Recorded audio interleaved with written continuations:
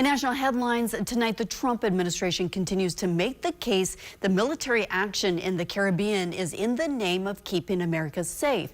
Democrats are becoming more vocal, though, in their insistence the lack of transparency about the attacks is having the opposite effect. National correspondent Christine Frizzell brings us all the details. The unrelenting military campaign against so-called Venezuelan drug boats carries on.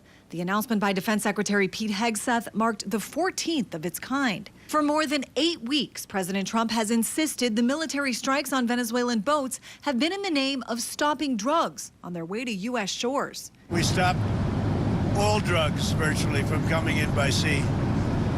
And we'll stop all drugs from coming in by land very shortly. You'll see that starting. But with at least 57 people killed, with no charges and no trial, tensions have been rising between a Congress meant to have a role and a president some leaders say has gone rogue. It is about separation of powers.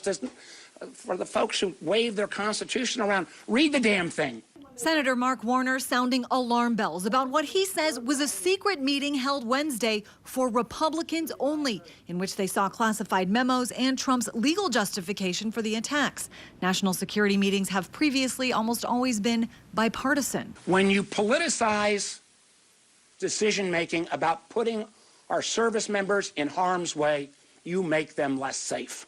While some House Democrats were finally briefed Thursday, most say they remain unsatisfied. There's nothing that we heard in there that changes my assessment that this is completely illegal. Many other Republicans, though, argue for too long Venezuela's Nicolas Maduro has facilitated the effort to send drugs, weapons, and even gang members to the United States and support President Trump's military actions. I think the pressure that the administration is putting on Venezuela and on these cartels, South American cartels, is important to stop the drugs and to save lives. A handful of Republicans have now joined Democrats calling out President Trump for violating the War Powers Act, which requires the president to notify members of Congress before using military force. Presidents in both parties have done this in years past.